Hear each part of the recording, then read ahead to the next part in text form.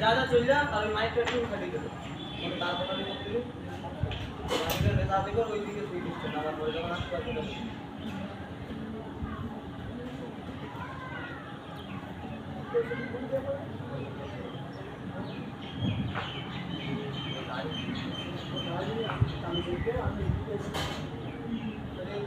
যেটা ভাই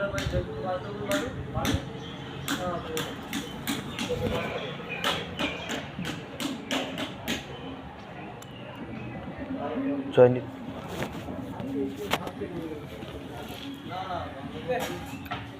জয়নিত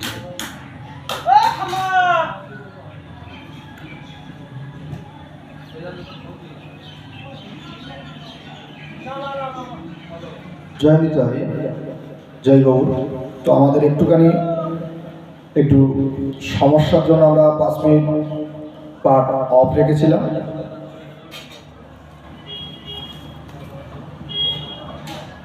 শ্রীমদ্ ভাগবত পাঠের উপকারিতা। এই শ্রীমদ্ ভাগবত মহারাজ পরীক্ষিতের শ্রীমদ্ ভাগবত ক্ষেত্র, যেখানে দিন রাত ব্যাপী 60 দিন ব্যাপী মহারাজ পরীক্ষিত সুখদেব গোস্বামীর কাছ থেকে এই হরিনাম ভাগবত পাঠ শ্রবণ করেছিলেন। শ্রবণ করলে ভাগবত পাঠ শ্রবণ করলে কি হয় সেই মাহাত্ম্য শ্রীমদ্ ভাগবতে দেওয়া আছে।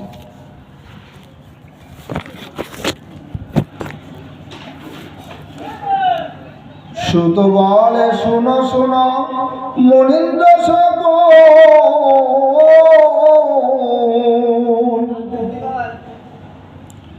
হরি কথা শুনি সদা বারে কৌতূহল।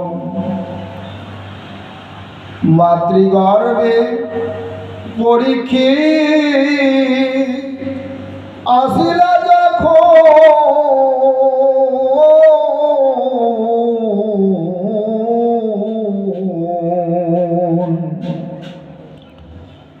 ব্রহ্মাস্ত্র অগ্নিতরে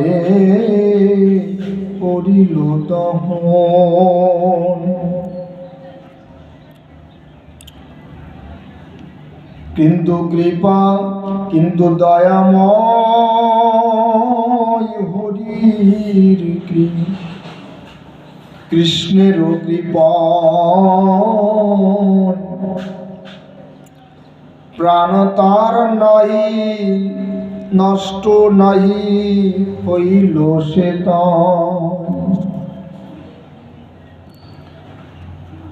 ব্রহ্মসাপে নিপতির প্রাণনাথরে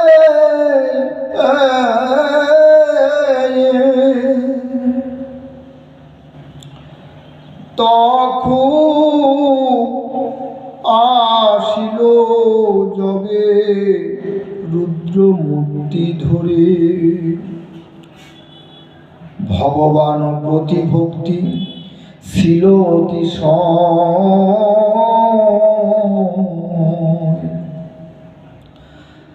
তককে হেরিয়া তয় ভয় নাই হয়। হইয়া সুখের শিষ্য ভাগীরথী তীরে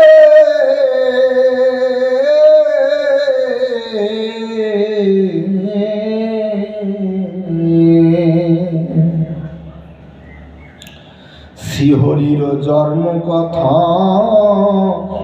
জানিলেন ধীরে। বিষয়া সিক্ত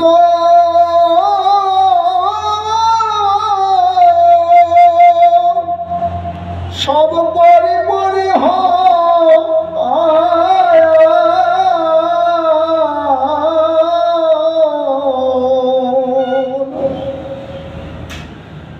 গঙ্গার সলিলে রাজা দেহ ত্যাজিত।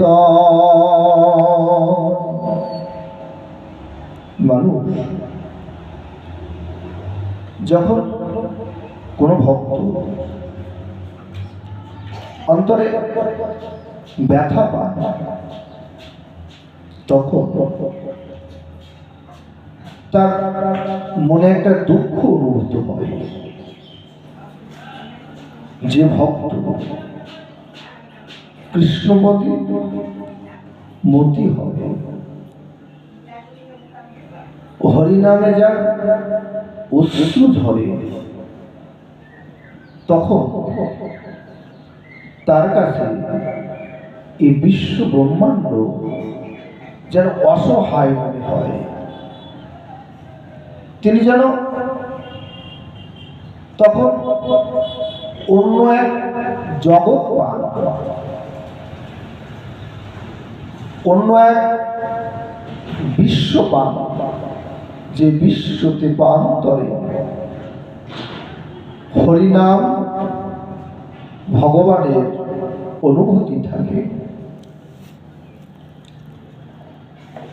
তাই আজ মহারাজ পরীক্ষিতের সেই অনুভূতি প্রকাশ পাচ্ছে কেমন ভাবে? শ্রীহরির পুণ্য নাম গানে সদন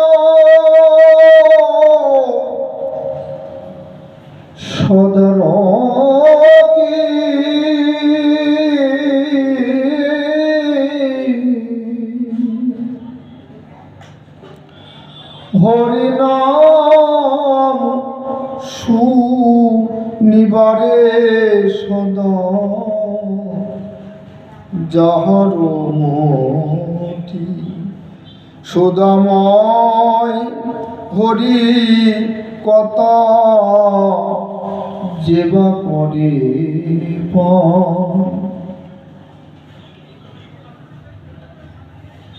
ভগবান শ্রীরামচন্দ্র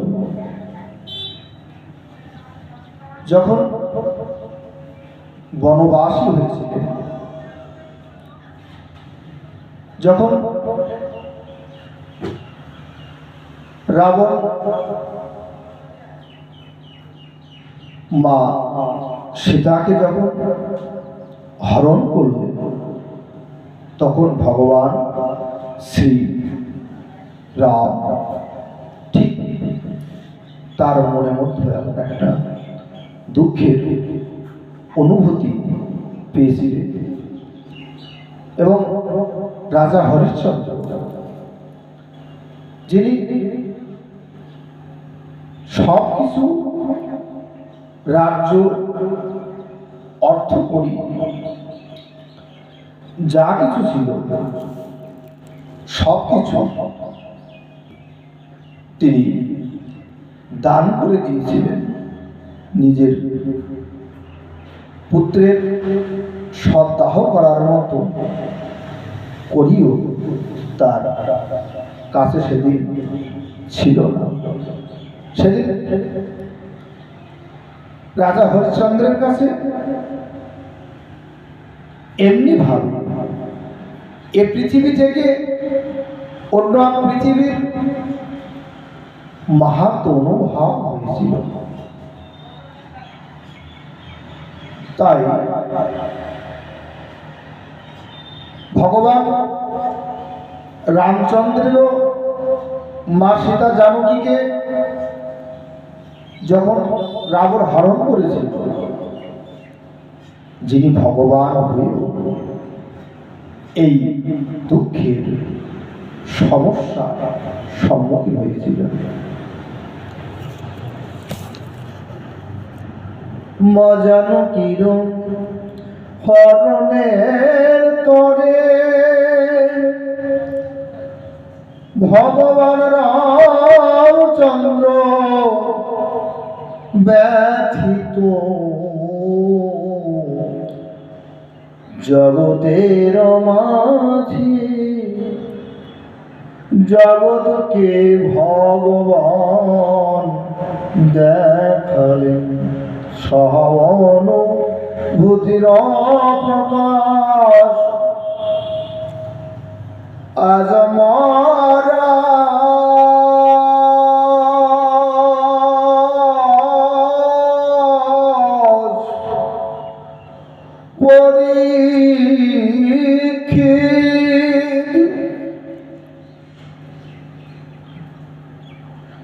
মহাবরণের সামনে দাঁড়িয়ে মহারাজ পরীক্ষিত আজ কি করবে তিনি অন্তিম সময়ে কি করবেন তিনি ভেবে পারছেন না।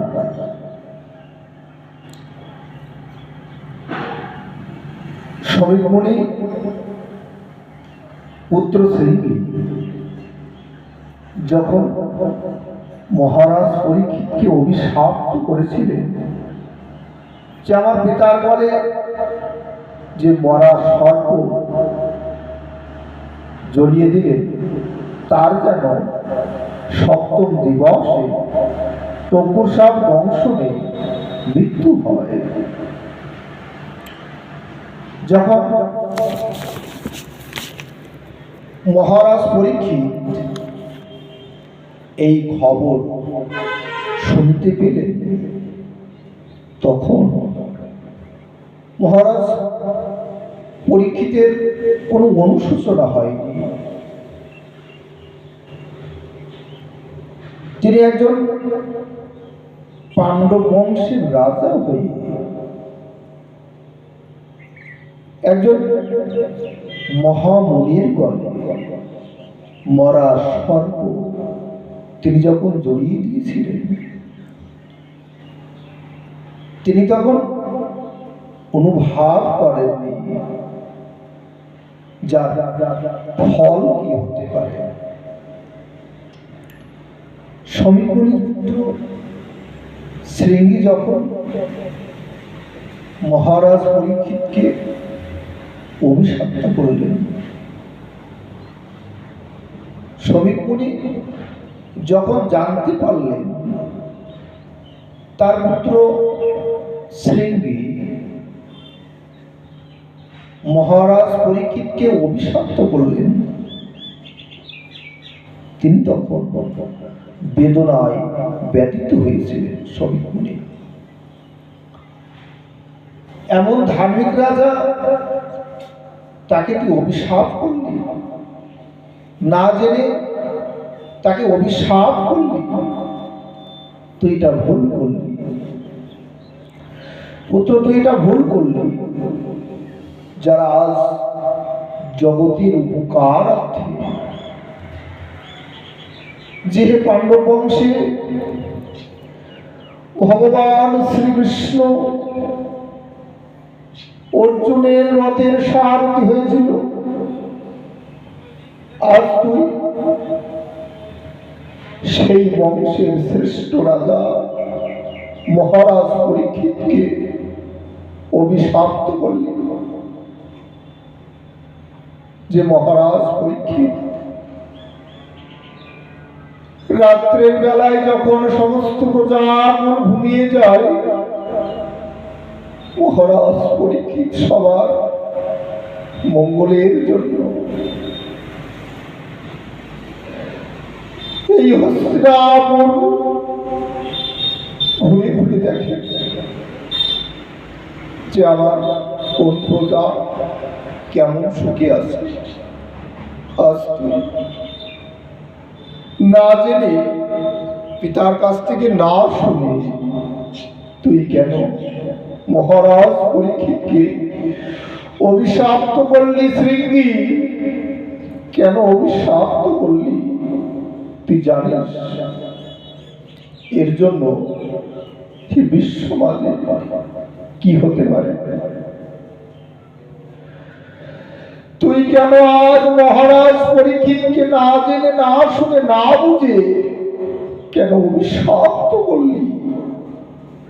এ জগতের মাঝে এই জগতের জীবের কি হবে?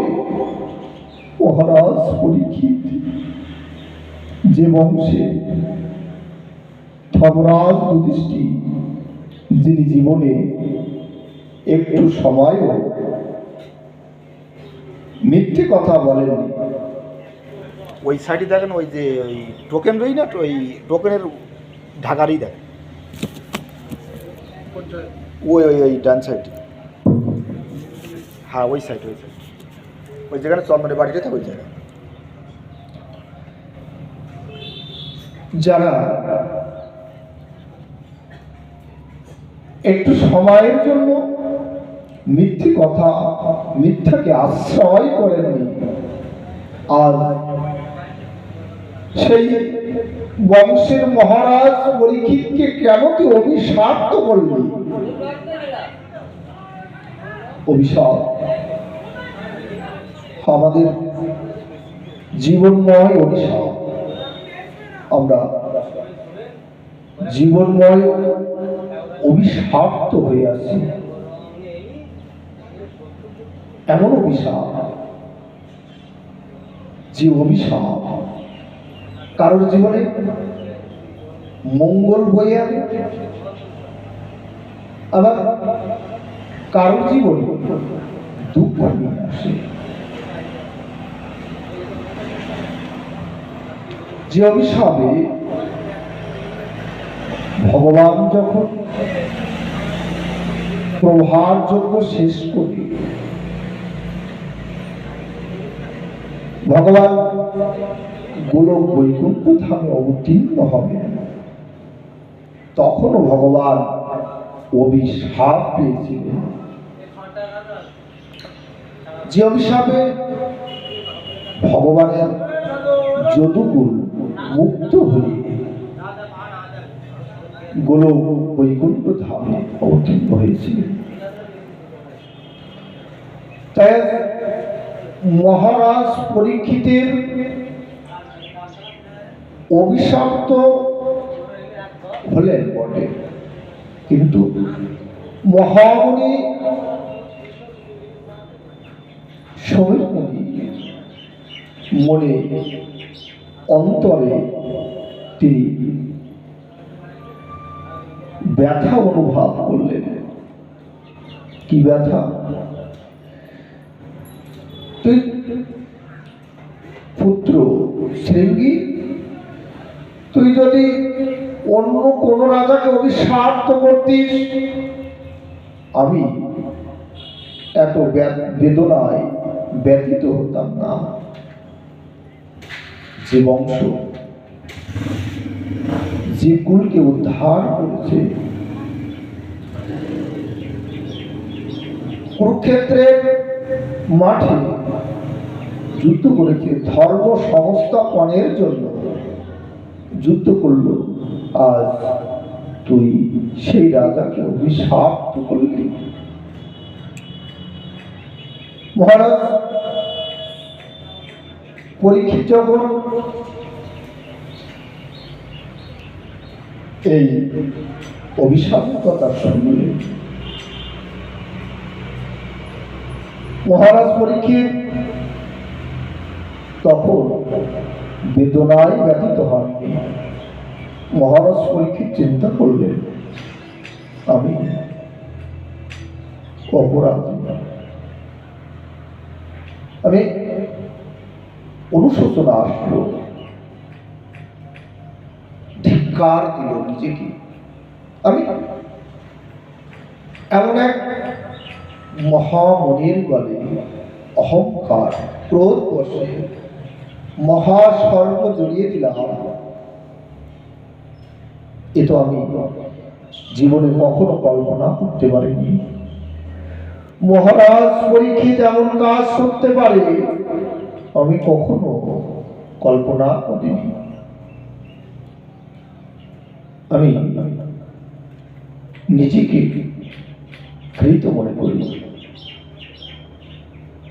আজ আমি যে কাজ করেছি তার ফলস্বরূপ আমি 7 দিন পৃথিবীতে বেঁচে থাকার অধিকার পাব। 7 দিন আমি জীবিত থাকব। তাই এই 60 দিন জীবিত থেকে কিভাবে মুক্তি লাভ করা যাবে তার জন্য মহারাজ পরীক্ষিত সমস্ত সাধু গুরু বৈষ্ণবকে গঙ্গার সলিলে ডাকলেন। মহারাজ পরীক্ষিত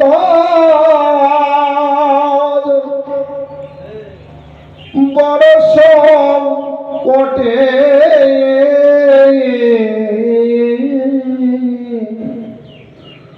মহারাজ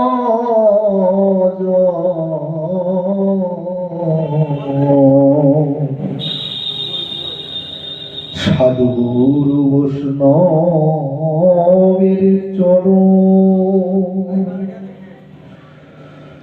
চরণ ধরি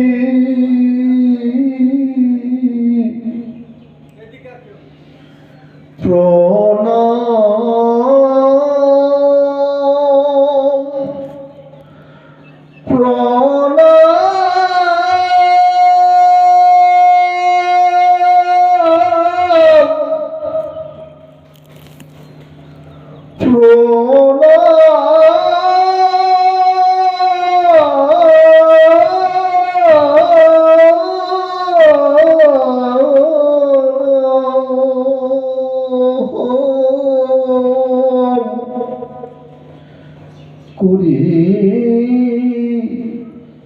যে খাসা করলেন, হে গুরুকুল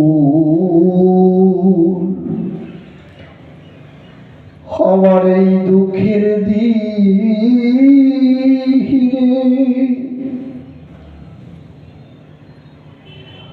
আমার মুক্তি উপায় বলে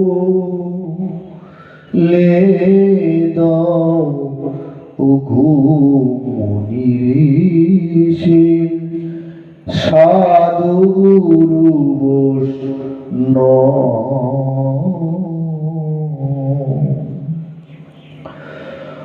মহারাজ পরীক্ষিত সাধু গুরুর চরণে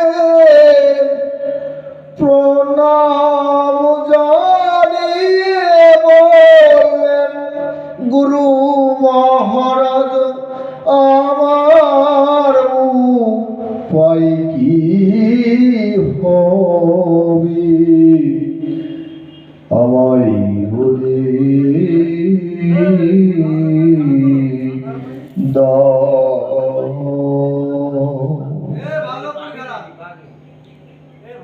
যখন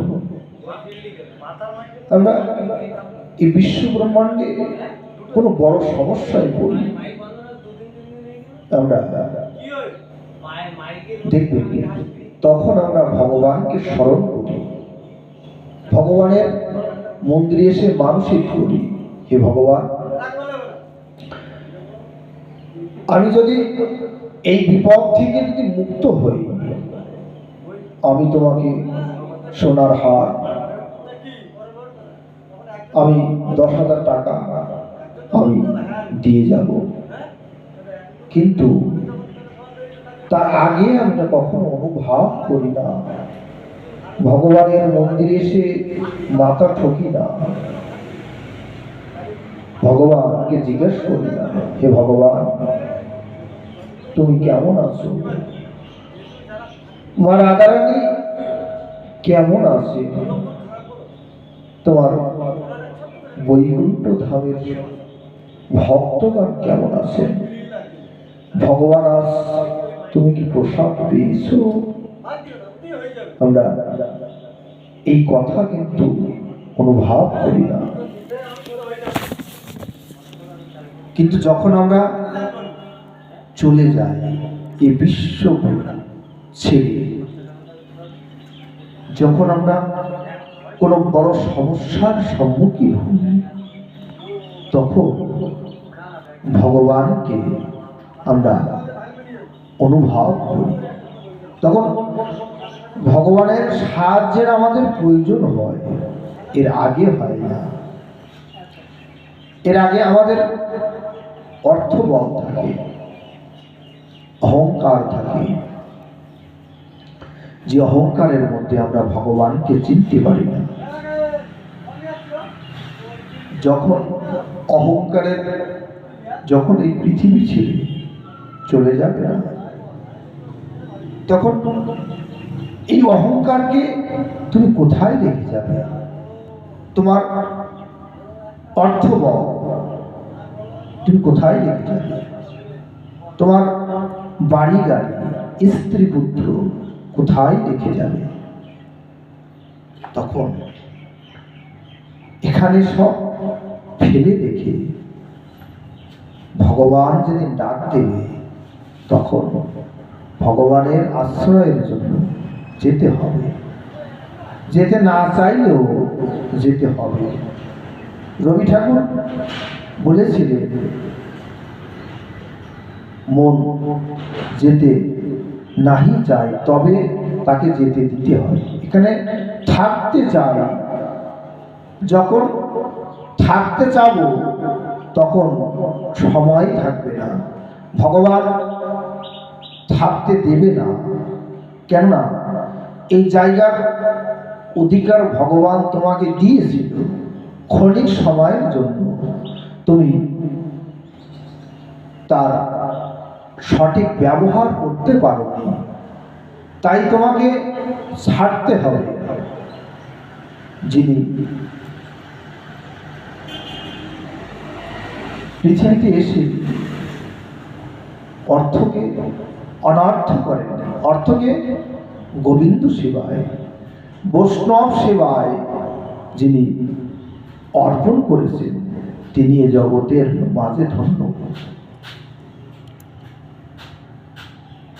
তাই আজ মহারাজ পরীক্ষিতের জীবনের সংকীর্ণ সময়, আজীবন হরিপদে যেবারাকে প্রাণ, হরিরি জীবের গুরু জন জনীয় আপনার প্রাণ দেন হরিরি সুপ্রিয়। তিনি জানতে পারেন ভগবান সবার, তিনি তখন তার জীবন উৎসর্গ করতে ভাবেন না ভগবানের জন্য। তার সম কে আছে সাধু মহাজ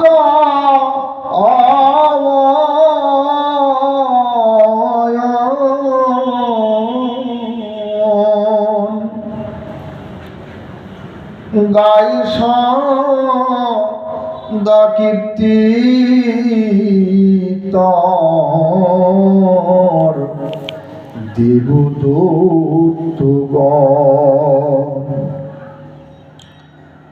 অন্তিমেতে বুদ্ধিভ্রম নাহি তার হয়, এ তিনি ভুবনে তার নাহি কোনো ভয়। যিনি ভগবানের ভক্ত, এই জগতে তার আর কোনো ভয় নাই। তত্ত্ব জ্ঞান লাভ করি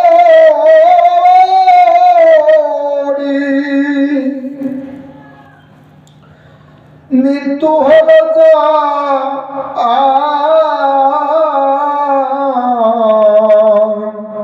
সে পরীক্ষিত সম কে বাঁচে।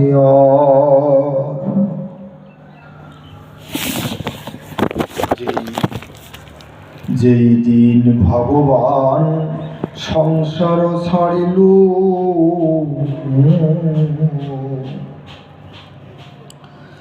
সেই দিন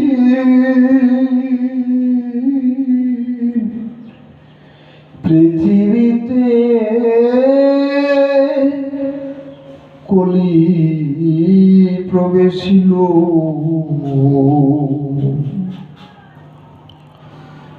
পরীক্ষিত যতদিন ছিল নরপতি,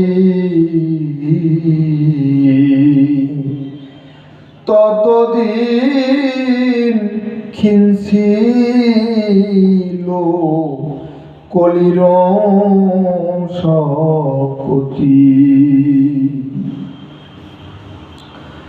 রাজার শাসনে কলি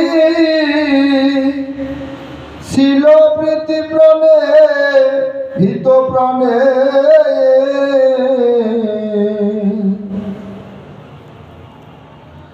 প্রভাব বিস্তার করে সর্বজনী।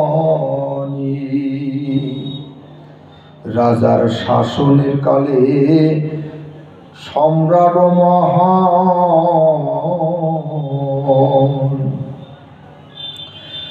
গ্রহণ করিত সার ভ্রমর সমান।